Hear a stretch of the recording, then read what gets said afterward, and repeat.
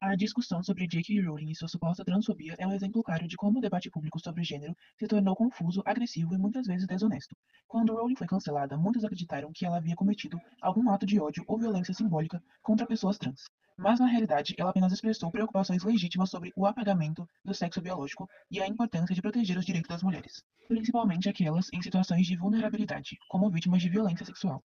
O estopim do cancelamento foi sua crítica ao uso da expressão pessoas que menstruam, no lugar de mulheres, pois ela considerava essa mudança de linguagem um ataque à realidade biológica e ao reconhecimento de que as mulheres, enquanto classe baseada no sexo, possuem necessidades e experiências específicas. No entanto, em momento algum, Rowling disse que pessoas trans não existem ou que não merecem respeito. Ela não negou o sofrimento real de quem vive a disforia de gênero, mas apontou que a realidade biológica não pode ser negada em nome de ideologias. Ela defendeu que políticas públicas e discussões de saúde precisam levar em conta o sexo biológico, porque sem isso, questões fundamentais como segurança em espaços exclusivos para mulheres e atendimento médico específico ficam comprometidas. Foi por causa dessa defesa do óbvio de que mulheres menstruam porque possuem um sistema reprodutor feminino que Rowling foi acusada de transfobia, um uso distorcido do termo, já que transfobia de fato é a recusa de direitos, a humilhação e o ódio direcionado a pessoas trans. É uma discordância educada e fundamentada em fatos biológicos. Essa confusão não surge do nada. Até meados de 2015, o movimento LGBT se concentrava em demandas claras: igualdade civil, respeito à orientação sexual e ao direito de pessoas trans que sofrem de disforia de gênero buscarem tratamentos médicos e viverem de forma digna.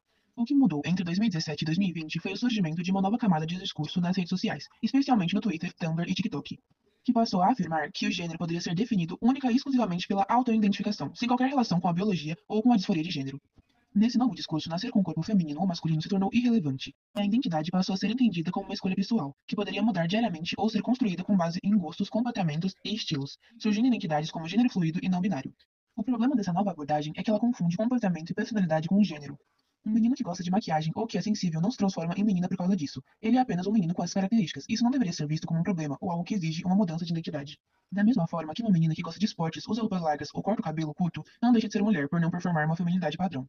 Gostos e comportamentos não determinam gênero, e essa confusão entre comportamento e identidade, além de banalizar uma questão que é séria, quem realmente sofre de disforia de gênero, também abre espaço para modismos que impactam negativamente adolescentes em busca de pertencimento, criando inseguranças desnecessárias sobre quem são. Além disso, conceitos como gênero fluido e não binário não possuem respaldo clínico ou psiquiátrico. Eles não são reconhecidos como transtornos ou condições de saúde como a disforia de gênero é, e tampouco mudam a realidade biológica de alguém. São construções sociais e identidades pessoais que podem ser respeitadas no convívio diário, mas que não podem ser impostas como verdades absolutas, sob pena de transformar debates sérios em um teatro de afirmações vazias, onde a biologia se torna inimiga e a linguagem se torna uma arma de coerção social.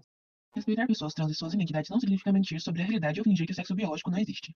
Assim como é possível respeitar uma pessoa trans chamando-a pelo nome que deseja usar, também é possível e necessário afirmar que homens e mulheres possuem diferenças biológicas inegáveis que impactam diretamente a saúde, o esporte e os espaços de proteção. O movimento LGBT tradicional sempre foi pautado em busca de dignidade e respeito, sem exigir que as pessoas negassem fatos objetivos para demonstrar empatia. É possível apoiar os direitos civis das pessoas trans sem concordar com tudo que o ativismo moderno prega e sem adotar narrativas que distorcem a ciência ou a realidade.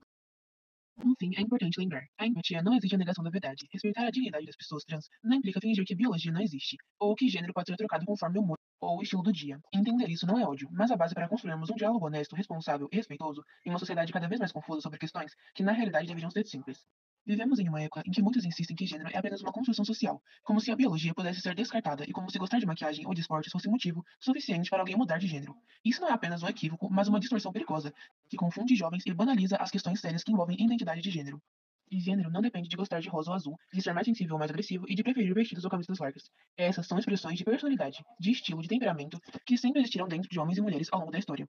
Reduzir gênero a comportamento ou a papéis sociais é, ironicamente, reforçar estereótipos, como se meninos que gostam de carros precisassem ser meninos, ou meninos que gostam de dança precisassem ser meninas para existirem plenamente. Essa confusão não é progresso, é regressão. É colocar novamente homens e mulheres em caixas rígidas, dizendo que se você não se encaixa, precisa mudar de gênero. Isso ignora o fato biológico de que homens e mulheres existem, independentemente de comportamentos, gostos ou estereótipos.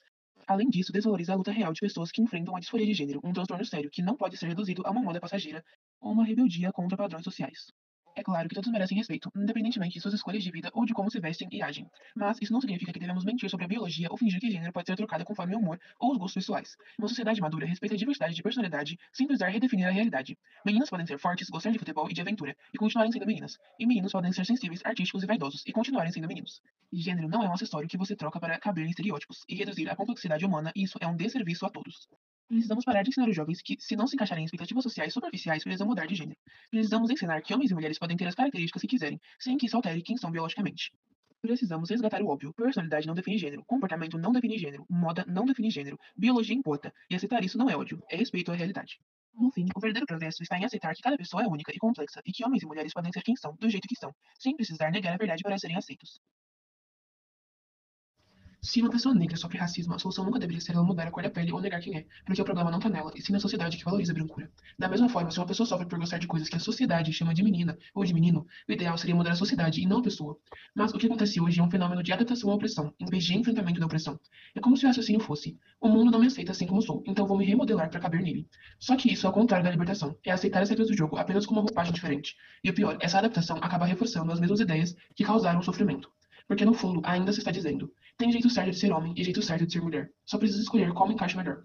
Quando realmente libertador seria dizer: não existe jeito certo de ser homem ou mulher. As pessoas são diversas e o erro é o mundo achar que o comportamento tem gênero. Muita gente evita esse pensamento porque ele é radical demais. Ele tira o chão de todas as estruturas sociais. A maioria das pessoas precisa de rótulos para se entender e ser aceita. Então, questionar o próprio conceito de gênero assusta e parece apagar as identidades. Além disso, é uma pauta politicamente complicada. Como lutar por direitos sem uma identidade definida? As leis, políticas públicas e movimentos sociais se baseiam em categorias: homem, mulher, trans, etc. Falar que queremos acabar com o gênero soa bonito, mas é difícil de transformar em prática política. Porém, isso não muda o fato de que as pessoas não precisam se redefinir para existir. O ideal é um mundo onde ninguém se limita pelo quanto combina com seu sexo. É uma postura que exige coragem intelectual, porque vai contra a corrente tanto da direita conservadora quanto da esquerda identitária. Mas é também a mais coerente com a ideia de liberdade individual verdadeira. A ideia de que ninguém deve se transformar para ser aceito. Mas, como eu disse, existe também a dimensão psicológica e corporal. Há pessoas que não se identificam com o próprio corpo de forma profunda, física e angustiante. Isso é o que a medicina e a psicologia chamam de disforia de gênero. Não é sobre gostar de rosa ou azul, é sobre sentir-se em desacordo com as características sexuais do próprio corpo, o que causa sofrimento real e contínuo. Essas pessoas não estão só reagindo a expectativas sociais, mas a uma incongruência interna entre como o cérebro percebe o corpo e como o corpo é. Essa condição foi estudada até em exames neurológicos e endocrinológicos. Há indícios de que, em alguns casos, o cérebro se desenvolve com características mais parecidas com o sexo oposto, o que poderia explicar esse desconforto. Então, sim, pessoas trans existem, mas não por comportamento ou papel social, e sim porque vivenciam uma disforia objetiva e constante que afeta o corpo e o bem-estar mental. O problema é quando se mistura as duas coisas: disforia real, psicológica e biológica, com inconformidade de gênero, comportamental e social. E aí surge a confusão. Pessoas que só não se encaixam nos estereótipos e que poderiam ser libertadas abolindo o gênero acabam acreditando que precisam mudar de gênero para viver em paz, enquanto quem realmente tem disforia precisa de acolhimento médico e psicológico, não de discursos baseados em modo e comportamento. E é por isso que existe hormonioterapia, feita especificamente para essas pessoas, e não para pessoas que rejeitam papéis sociais da sociedade, já que é uma transição irreversível, e é notável que em todos os casos de destransição, constantemente dados para alertar sobre esse processo, as pessoas não têm disforia clínica real, apenas acreditaram cegamente no discurso identitário da internet. É importante ressaltar também que a identidade baseada em roupa é frágil. E quando tiver frio? E quando a pessoa tirar a roupa? Isso expõe o absurdo de basear ser em expressão estética temporária. Roupa, cor, jeito, maquiagem, isso é superficial por definição. Isso confunde papel performático social com a identidade profunda da pessoa. Identidade verdadeira é caráter, história, ética, valores, dor, virtude, sensibilidade e forma de pensar. Isso é real e permanece sem roupa, sem plateia e sem olhar alheio. O patriarcado torna a feminilidade um espetáculo de performance. A pressão estética em mulher é real, cruel e antiga. E tem uma coisa: a feminilidade não é natural, ela é ensinada, é um treinamento desde criança. Ser agradável, delicada, comportada, bonita, apresentável, controlada, sexy, sorridente, isso tudo é trabalho emocional e não pago. Homem pode ser engraçado, feio, desleixado, mal vestido, impossível, e não perde valor social. Mulher, se sair um pouco do script, já é criticada. Então, a expressão de gênero feminino se torna um campo de guerra de exigências. Isso cria esse fetiche social na feminilidade. Isso explica muita coisa sobre performance feminina versus masculina. Quando o homem tenta encarnar feminilidade, ele está tentando encarnar o objeto idealizado que a sociedade exige das mulheres. Por isso, a feminilidade performada vira exagero, brilho, caricatura, fetiche e sensualidade. Porque essa feminilidade já era artificial, mesmo entre as mulheres. Essa lógica também vale para homens. O machismo também nos afeta. Essa caricatura estereotipada de másculo e nunca chora está associada à maior taxa de suicídio entre homens, por terem medo de demonstrar emoções e fragilidade aos outros, o que impede eles de pedir ajuda e admitir sofrimento, sufocando emoções humanas básicas, expectativas serias que poderiam ser impedidas, que mais tarde deixam os homens insensíveis, pois aprenderam a anestesiar emoções e, consequentemente, terão dificuldades em ter empatia, conexão genuína, dificuldade de escutar o outro, de admitir o erro e de entender a própria dor. Enquanto ao campo da moda, as mulheres hoje já têm um campo bem mais aberto. Elas podem usar moletom, roupa larga, podem quebrar as regras e ainda continuam mulheres. Homem não. O limite masculino é muito mais rígido. Então, quando alguns tentam escapar, eles vão direto para o símbolo mais extremo do lado oposto. Conseguimos concluir que o problema está nos estereótipos e não no corpo. Identidade tem que ser maior, mais profunda e independente da estética externa. Expressão de gênero não deveria ser o centro da identidade. Mudar o corpo porque o mundo exige papéis é ceder ao opressor. Isso é uma visão pós-gênero, humanista e anti-estereótipo e coerente.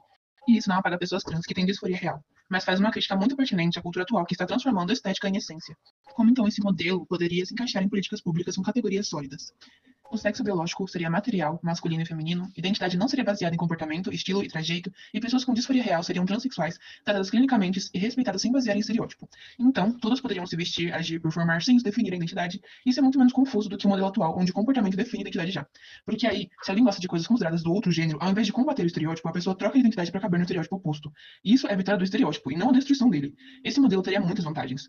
Ele protegeria pessoas trans que realmente têm disforia sem invalidar, acabaria com essa lógica de que roupa define quem você é, simplificaria categorias para políticas públicas, leis, estatísticas, violências, etc., e destruiria estereótipos sem criar infinitas caixas novas. E o mais importante, isso libera o homem afeminado, que é homem, e a mulher masculina, que é mulher. A pessoa alternativa, emo, gótico, etc., sem precisar mudar a identidade para ser autêntico. Isso é pós-gênero prático. Sexo é biologia, gênero é estereótipo, expressão é estética. Nenhuma dessas coisas deveria definir a identidade profunda da pessoa. Assim, mulher e homem voltariam a ser categorias baseadas no sexo, e seria mais simples e compreensível para todos, colocando importância no sólido e material, e não em construções subjetivas, deixando claro que ninguém é menos homem ou menos mulher por fugir de estereótipos. Ninguém cria uma categoria para proteger alternativos, não? Uma coisa é personalidade autêntica, outra coisa é uma condição que te faz ser vulnerável à violência, não uma simples escolha sua, e sim parte do que você é assim que você nasceu. Como podemos deixar esses estereótipos tão destrutivos vivos? E o pior, dizer que eles são os principais a ser contados para categorizar as pessoas. Quem se identifica com essas expectativas rígidas não faz ideia do mal que elas causam.